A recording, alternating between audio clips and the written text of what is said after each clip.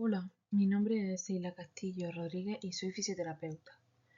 Voy a presentar la ponencia que se llama Eficacia de la fisioterapia en rehabilitación pulmonar en pacientes con enfermedad pulmonar obstructiva crónica. Métodos mixtos en revisión sistemática.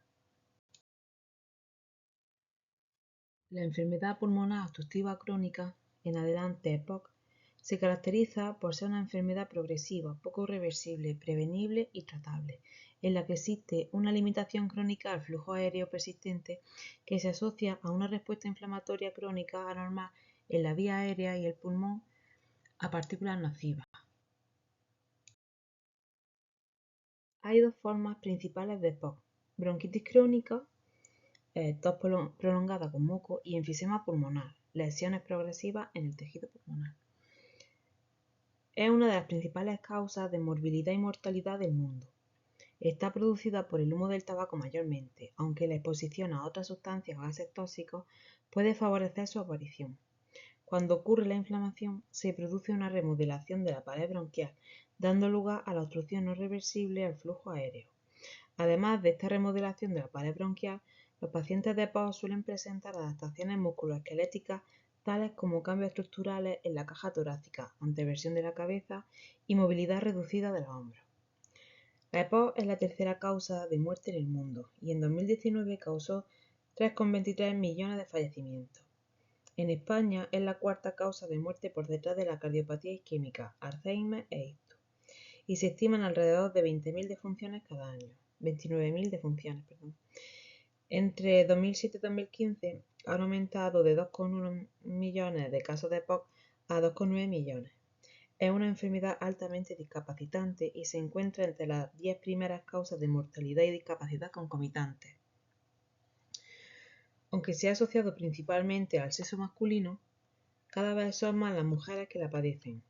La prevalencia en la población mayor de 40 años es de 33,9 casos por 1.000 habitantes, encontrándose más del doble de hombres que de mujeres.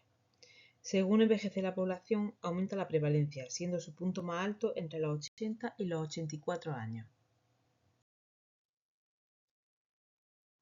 Los síntomas principales se suelen manifestar en personas de entre 40 y 50 años, fumadores de 20 cigarrillos al día durante más de 20 años. A continuación, se detallan algunos de ellos. Tos y expectoración, que suelen ser los primeros síntomas y que tienen más intensidad por la mañana. Infecciones bronquiales.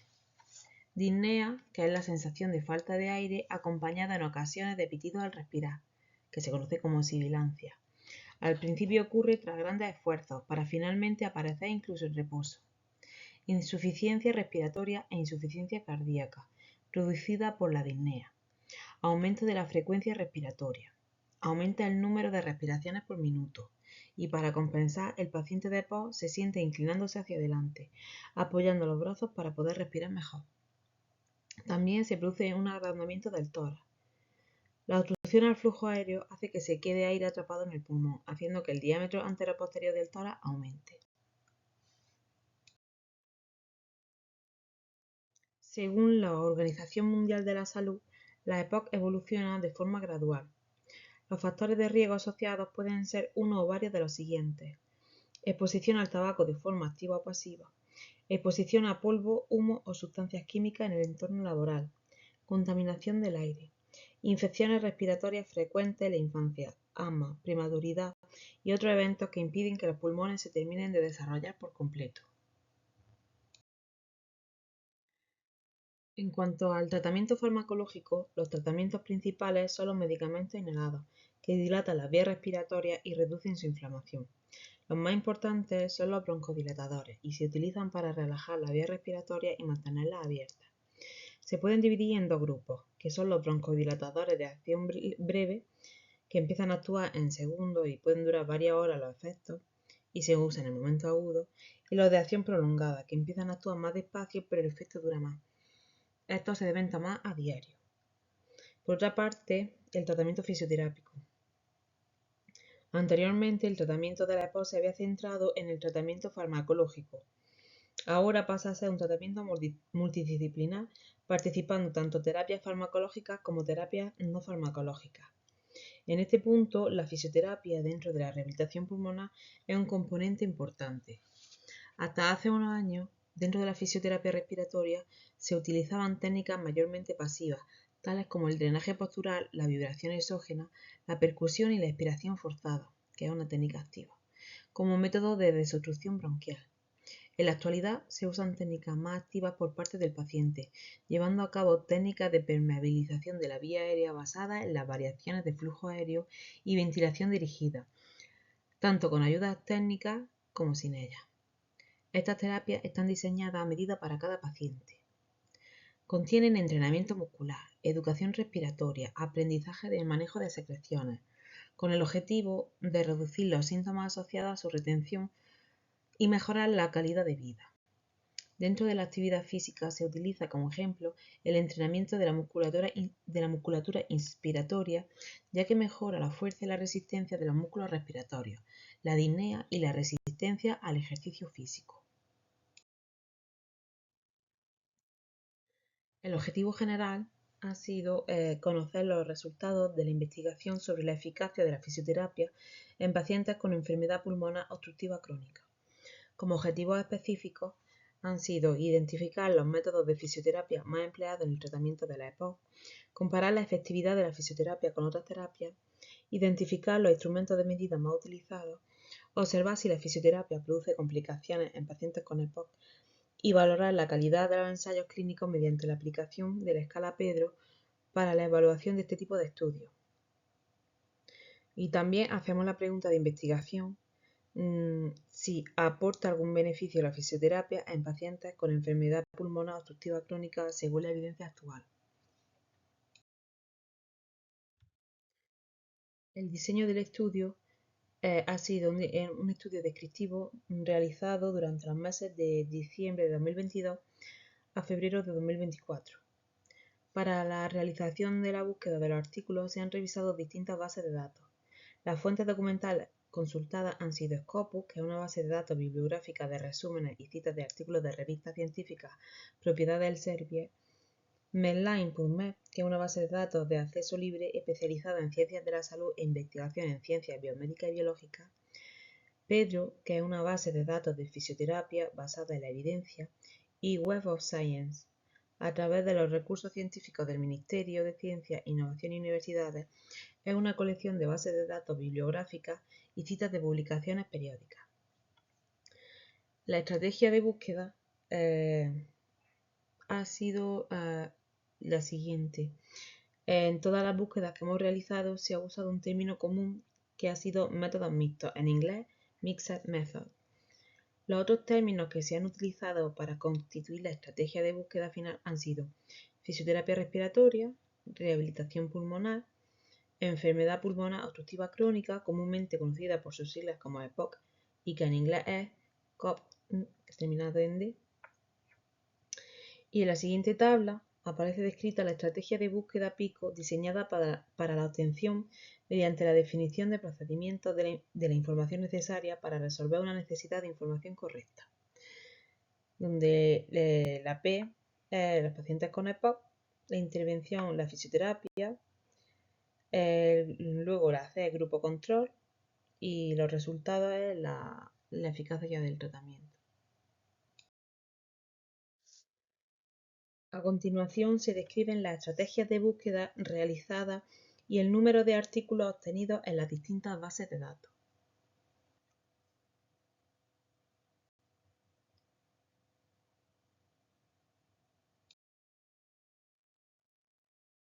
En cuanto a los criterios de selección de los artículos, se han empleado varios límites en las distintas búsquedas, ya que solo queremos tener como resultados estudios experimentales, tales como ensayos clínicos aleatorizados. No se ha tenido en cuenta el idioma o la edad de los participantes en los distintos tipos de estudios. Por un lado, los criterios de inclusión, por los que los distintos artículos se han incluido en esta revisión han sido que debían ser estudios publicados en revistas científicas, describir las técnicas empleadas y los instrumentos de medida utilizados.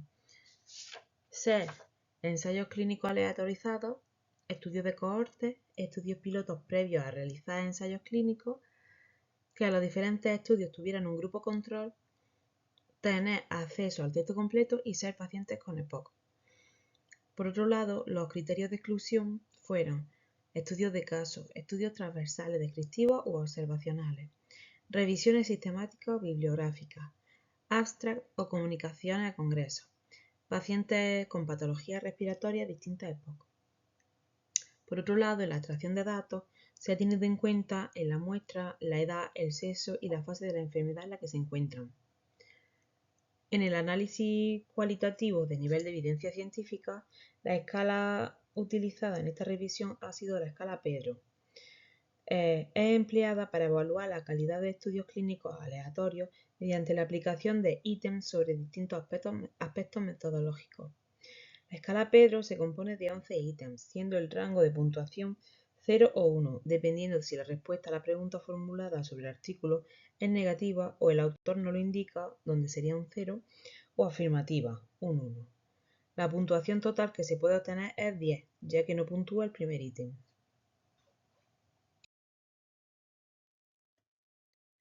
Tras llevar a cabo la búsqueda anteriormente descrita en las distintas bases de datos, se ha encontrado un total de 314 artículos. Tras identificar los 193 artículos repetidos de entre el total, se analizan los 121 artículos restantes a través del título y el abstract. A continuación de esos 121 artículos, se analizan a texto completo 7 artículos, donde el autor tiene dudas con respecto a su inclusión, siendo finalmente 4 los que cumplen con los criterios establecidos para ser seleccionados. En este diagrama de flujo se representa el proceso de selección de los artículos en base a los criterios de inclusión y exclusión. Los artículos seleccionados para esta revisión reclutaron a un total de 316 pacientes, de los que 271, que corresponde con un 85,76%, terminaron el estudio completo. En el artículo de Maglakilid et al. Participaron 60 sujetos, de los cuales abandonaron el tratamiento 7. La edad media de todos los pacientes fue de 64 años en el grupo experimental y de 65 en el grupo control. El 90% de los 60 sujetos fueron hombres, y el estadio en el que más sujetos hubo fue en el estadio 2 o moderado, siendo un total de 37 los sujetos con este grado de la enfermedad. El estadio 1 o leve ha sido el segundo en cuanto a cantidad de sujetos, sumando un total de 13. El tercer estadio tiene 8 sujetos, mientras que el estadio 4 o muy grave se compuso únicamente de 2 personas. Por otro lado, Arnaldotir et al. Reunió un total de 63 pacientes, de los cuales finalizaron el estudio 42, que es un 66,67% de los participantes. La edad media de los participantes del estudio fue de 65 años en el grupo experimental y de 58 en el grupo control. 21 de los pacientes eran varones, un 33,3%, y el estadio en el cual más participantes se encontraron es el cuarto, con un total de 42, correspondiente a un 66,7%, mientras que en el estadio 3 hubo 21 personas, un 33,3%. Ozannik et al. Reclutó a 92 personas. 4 de los sujetos no terminaron el tratamiento, un 4,35%. La edad media de la muestra fue de 68,65 años y del total de estas, el 60,04% fueron varones, que corresponde a 58 sujetos. La mitad de la muestra se encontró en el estadio 1, un 52,17%. En el estadio 2 y 3 hubo 25 personas, un 27,17%, y 17 sujetos, 18,48% respectivamente. Del estadio 4 no hay información. El estudio con más muestras fue el de Williams et al., con un total de 101 participantes, siendo 13 los sujetos que no acabaron el tratamiento. La edad media fue de 70 años, mientras que el número total de varones fue de 54, un 53,46%. En el estadio 2 hubo un total de 47 participantes, siendo un 46,53%. En el tercero hubo 37, que son 36,63%, mientras que en el estadio 4 hubo 17 personas, un 16,83%. Al igual que no aparece información del estadio 4 en el anterior artículo, en el estadio 1 de este trabajo no hay información. La siguiente tabla corresponde al análisis descriptivo de la muestra.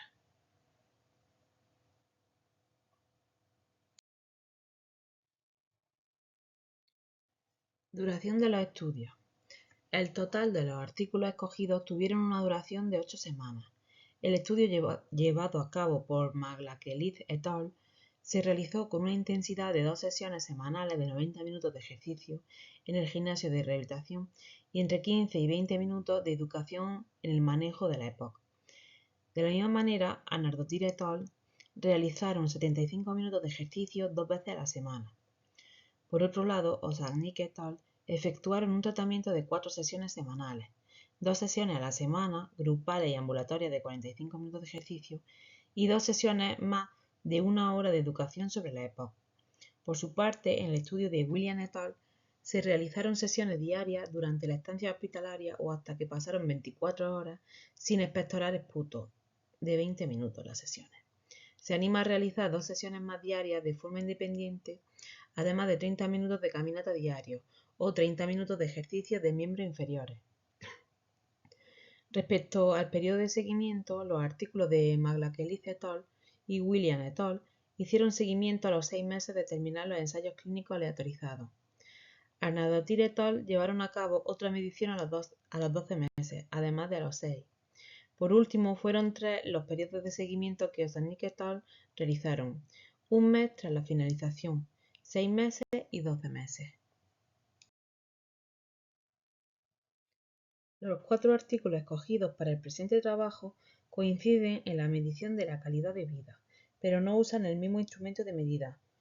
Mientras que William et al. Usan el CRQ, los 3 restantes utilizaron el SGRQ para medir la calidad de vida. En cuanto a la disnea, los instrumentos de medida fueron más dispares en los siguientes 3 estudios. Maglakelit et al. Usaron el Medical Research Council Dyspnea Score. William et al. Midieron la disnea con el test de disnea 12 y el Multidimensional Dyspnea Profile. En conjunto con la disnea, también midieron el esfuerzo cardiorrespiratorio con el test de los 6 minutos, que evalúa estas 2 variables. Además, Osagnik et al. Utilizaron este último test y en adición la escala BCSS, que además de medir la disnea, mide la tos y el esputo. Añadir que en el índice de Bode hay un apartado en el cual también se lleva a cabo la medición de la disnea. Por otro lado, el anteriormente mencionado índice de Bode valora además la tolerancia al ejercicio. Salvo el artículo de Osagnik et al., los restantes valoran el esfuerzo percibido con la escala de Borg modificada y escala de Borg RP-CR10, en la que se observa una mínima diferencia no destacable entre ellas. Todos los estudios midieron de una manera u otra la concentración de oxígeno en la sangre, ya fuera mediante gasometría o mediante pulsiosímetro. La actividad física y el esfuerzo cardiopulmonar también fueron medidos. Maglakelit et al. Usaron la escala ISWIT para medir el esfuerzo cardiopulmonar y la escala IPAC para la actividad física.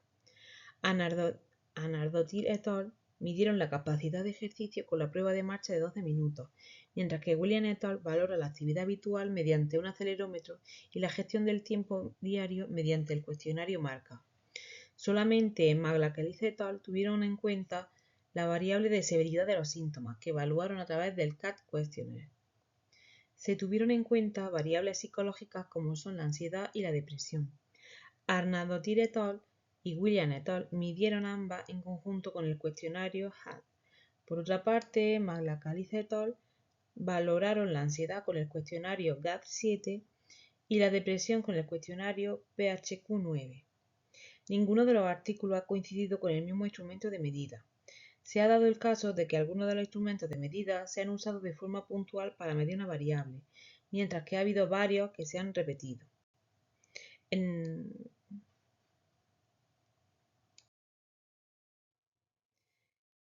la siguiente tabla aparecen de forma detallada las distintas variables y los instrumentos de medida que han sido utilizados para la medición de dichas variables.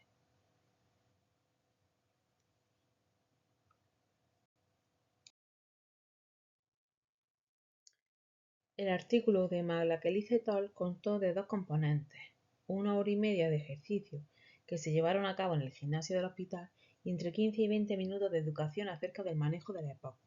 En total, se realizaron 2 sesiones a la semana durante 8 semanas. Durante la hora y media de ejercicio se supervisó el trabajo de los pacientes por un fisioterapeuta, durante la realización del ejercicio de miembros superiores y miembros inferiores, entrenamiento de fuerza y resistencia, y se les dio consejos para hacer ejercicio en casa una vez a la semana sin supervisión. El ejercicio fue adaptado a cada persona utilizando la puntuación obtenida de la escala de Born modificada. El segundo componente, la educación acerca de la EPOC, se compuso de 16 temas, como el EPOC como un problema global o qué debería saber su familia acerca de la EPOC. El grupo control recibió la educación acerca de la EPOC al final del periodo de seguimiento a los 6 meses. Por otro lado, Arnaldotti et al. Durante las 8 semanas de tratamiento contó también con 2 sesiones semanales. El entrenamiento de resistencia consistió en un entrenamiento a intervalo en una bicicleta. Después de 6 minutos de calentamiento a una intensidad baja correspondiente a un 20 o un 30% de vatios, seguido de 10 intervalos de 3 minutos con cargas de trabajo altas-bajas. Después de cada intervalo se usó la escala Borg RPC10 para, según la puntuación del paciente y el criterio del fisioterapeuta, elegir el nivel apropiado de carga de trabajo para el siguiente intervalo. Tras el trabajo en ciclo ergómetro, los pacientes realizaron estiramientos de los miembros inferiores. Una vez a la semana, tras el ejercicio aeróbico, se hizo ejercicio de resistencia unos 30 minutos. Y en la otra sesión, tras el ejercicio aeróbico, se llevó a cabo 15 minutos de calistenia y 15 minutos de relajación. El entrenamiento de resistencia se realizó 2 veces a la semana por el grupo A, mientras que de un día más de entrenamiento de resistencia y calistenia que el grupo B llevó a cabo 2 veces por semana. En el estudio de Osadnik et al., el grupo control recibió el tratamiento médico habitual que consistió en fármacos tales como broncodilatadores, corticosteroides, antibióticos y oxígeno, ventilación no invasiva en caso de estar indicada también. Se realizó ejercicio dirigido por fisioterapeutas con el objetivo de lograr caminar 30 minutos al día, o el equivalente en trabajo de miembros inferiores. Salvo toser, no se llevó a cabo ningún procedimiento de limpieza de las vías respiratorias. En caso de ser necesario, lo proporcionó el fisioterapeuta según lo determinó el especialista. Tras el alta, se animó a los pacientes a estar lo más activos posible. El grupo experimental realizó la terapia PEP a través de una máscara que usaron mientras tenían los codos apoyados en la mesa en posición vertical. Primero se pidió que respiraran a volumen corriente durante 8 o 10 respiraciones, monitorizando con un manómetro la presión de agua obtenida. A continuación se realizó una expiración pequeña y una expiración prolongada, después de la inspiración y expiración moderada, y 2 toses fuertes. 5 repeticiones por sesión de unos 20 minutos de duración, según tolerancia. Se animó a los pacientes a llevar a cabo 2 sesiones más añadidas a las realizadas bajo supervisión. La terapia siguió hasta la alta hospitalaria o hasta que pasaron 24 horas sin expectoración de esputo. Por último, en el estudio de William et al., los 2 grupos realizaron un programa integral de rehabilitación pulmonar durante 8 semanas. Este incluyó sesiones de ejercicio en grupo de 45 minutos de forma ambulatoria, supervisada por un fisioterapeuta 2 veces a la semana, donde se realizó un mínimo de 30 minutos de entrenamiento combinado aeróbico y de resistencia, y 2 sesiones además de 1 hora semanales donde se educó para el autocontrol de la EPOC. Se animó a los pacientes a hacer ejercicio en casa. La intensidad del trabajo se ajustó al llegar a 3 o 4 en la escala de Born modificada. Además, se debió realizar una sesión semanal de caminata al aire libre y el grupo control asistió a una sesión grupal de 1 hora semanal para equiparar el número de horas con el otro grupo. En la siguiente tabla observamos las variables, los instrumentos de medida que las miden, el tratamiento y los resultados. Tras la finalización de las 8 semanas de estudio de Maglacalice et al., se comprobó que el grupo de intervención mostró mejoras sustanciales en todos los resultados, incluido el St. George Questionnaire y el ISQUID. El grupo de atención habitual, el grupo control, mostró solo cambios mínimos. A los 6 meses tras el tratamiento, durante el periodo de seguimiento, las mejoras en el grupo experimental todavía eran notables, pero mucho más modestas. El grupo control mostró mejoras considerables a los 6 meses de seguimiento para todos los resultados, excepto para el Ipswich test y las exacerbaciones. Por lo tanto, hubo mejorías clínicamente significativas en los resultados. En un análisis post-hoc de los participantes del grupo de intervención que asistieron al menos a la mitad de las sesiones, los resultados se mantuvieron bien hasta los 6 meses. Por otro lado, Anardotir et al. Determinaron que, realizando 2 sesiones a la semana durante 8 semanas de ejercicio que incluyó entrenamiento aeróbico, entrenamiento de resistencia y calistenia, o un programa de solo entrenamiento de resistencia y calistenia, aumentó la capacidad de ejercicio en pacientes con EPOC grave o moderada. La respuesta al entrenamiento fue parecida entre los sujetos con enfermedad moderada y grave. No se pudo demostrar ningún efecto con respecto a las evaluaciones de la calidad de vida. La pequeña mejora obtenida se perdió a los 6 meses del tratamiento. Solo se encontraron diferencias en el aumento de la disnea y el esfuerzo percibido en reposo.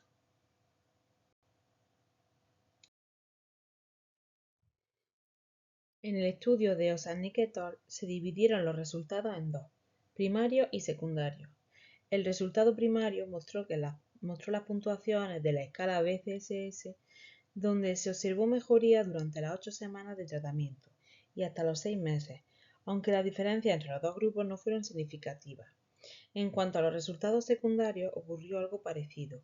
En cuanto al cuestionario de St. George, no hubo diferencias clínicamente significativas entre los grupos, pero sí hubo mejoría de los dos grupos a las 8 semanas con respecto al inicio del estudio. Solo el grupo experimental obtuvo puntuaciones que mejoraron desde el inicio hasta las 8 semanas del estudio en el Medical Research Council, pero no se mantuvieron hasta los 6 meses. También la tolerancia al ejercicio con el test de los 6 minutos mejoró en este grupo.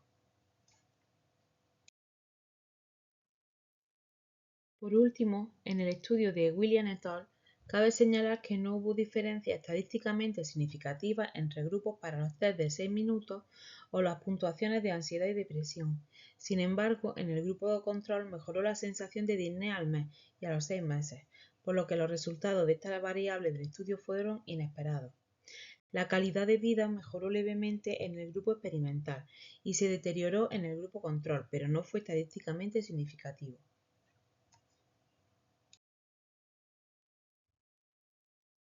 Ningún artículo obtuvo la puntuación máxima en la escala Pedro de valoración interna de los artículos.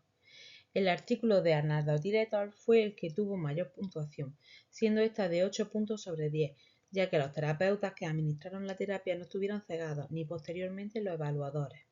Por otro lado, los estudios llevados a cabo por Ossadnik et al. Y William et al. Obtuvieron una puntuación de 7. Esto se debió a que ni los sujetos ni los terapeutas estuvieron cegados y a que no aparece el porcentaje necesario para poder validar el tercer ítem que no cumple. Por último, el artículo de Maglakaliz et al.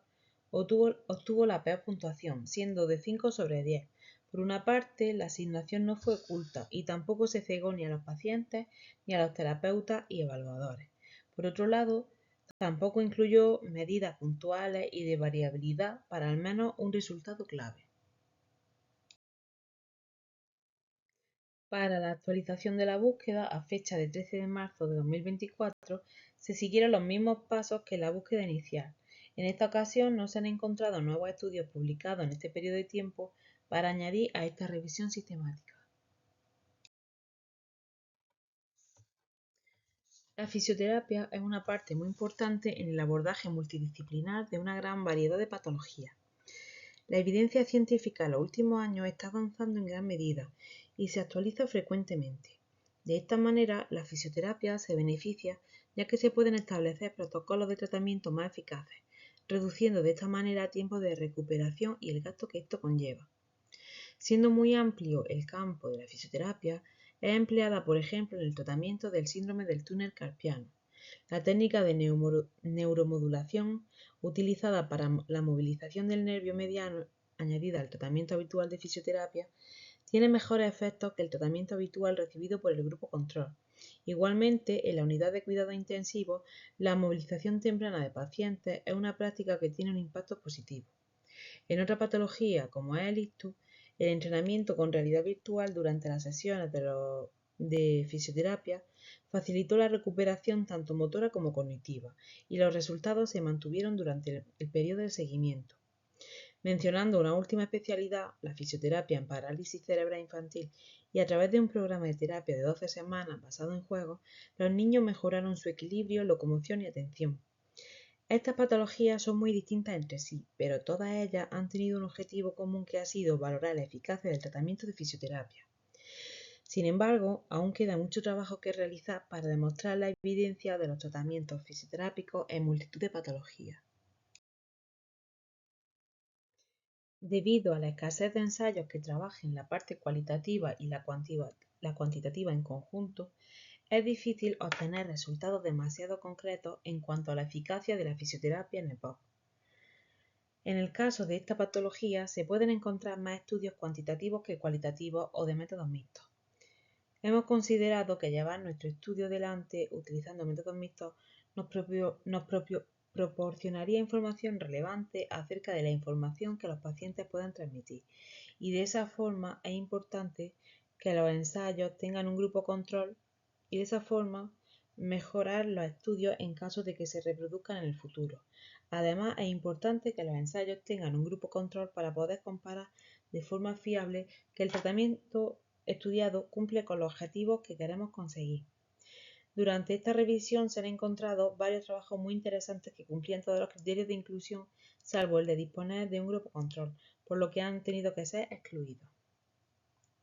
Por otra parte, 3 de los 4 estudios que cumplieron con los criterios se han basado en la actividad física, dejando de lado otras terapias que podrían haber sido empleadas y que también son eficaces.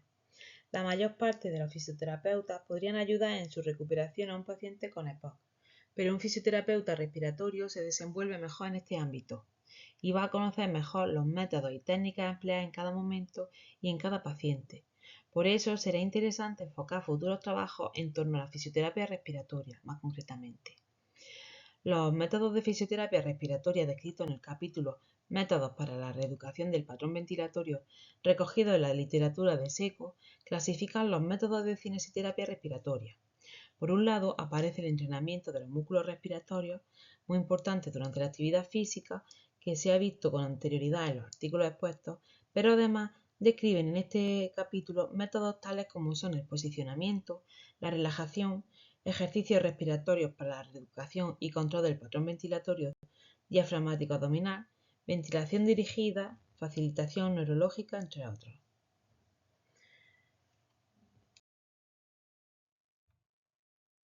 Como limitaciones, no obstante, este estudio presenta algunas limitaciones que se centran en los escasos datos de estudios hallados. Esta circunstancia se debe a que la mayor parte de las investigaciones publicadas no pasan cuestionarios a los pacientes. Asimismo, al realizar la búsqueda con el término Mixed Method, se ha visto reducido el número de estudios en gran medida. Si además añadimos que se compare con un grupo control, el número total disminuye, ya que en ocasiones se ha comparado con otra patología. Otra limitación encontrada ha sido la escasa muestra que fue reclutada en los distintos artículos seleccionados. Al ser una enfermedad crónica y progresiva, los participantes en estadios avanzados tuvieron dificultades en participar en los tratamientos cuando fue necesario desplazarse.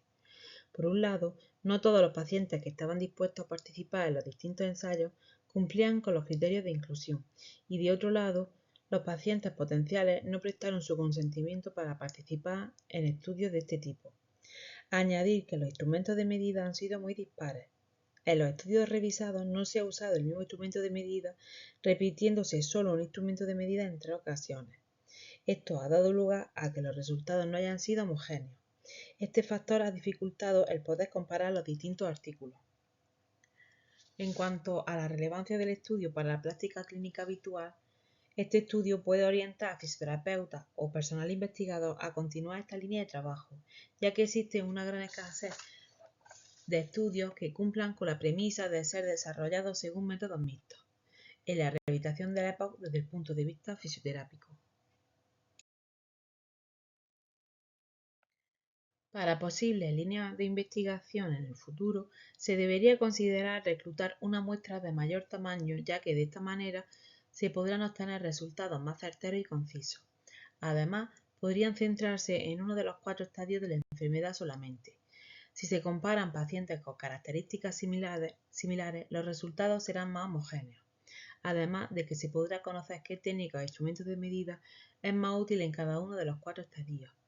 Otro aspecto a tener en cuenta es que deberían homogeneizarse los instrumentos de medida. Si esto no ocurre, es muy complicado poder comparar de forma eficaz los distintos tratamientos. Sería interesante añadir nuevos tratamientos en los cuales el paciente participe de forma más activa y autónoma y donde reciba un estímulo directo. De esta manera se puede hacer más atractivo el tratamiento y así favorecer la adherencia. Para finalizar, deberían de llevarse a cabo más estudios encaminados a fisioterapia respiratoria, ya que aportará grandes beneficios a estos pacientes. De esta manera, se podrá describir qué técnicas son mejores en cada momento de la enfermedad. Conclusiones. Los resultados sobre la investigación en fisioterapia acerca de los pacientes con EPOC reflejan que existe mejoría clínicamente significativa tras los tratamientos aplicados. La actividad física ha sido el método más utilizado para el tratamiento de la EPOC. En general, no se han observado diferencias significativas entre grupos en todos los estudios. Los instrumentos de medida más utilizados han sido el St. George Questionnaire para valorar la calidad de vida relacionada con la salud y la escala de Borg, que mide el esfuerzo percibido por el paciente durante el ejercicio. No se ha observado que la fisioterapia produzca complicaciones en pacientes con EPOC y la calidad de los estudios escogidos para este trabajo es metodológicamente aceptable según la escala de valoración en fisioterapia Pedro. La fisioterapia sí aporta beneficios en pacientes con enfermedad pulmonar obstructiva crónica según la evidencia actual. Muchas gracias por su atención y espero que lo expuesto en este trabajo les sea útil en su práctica clínica habitual.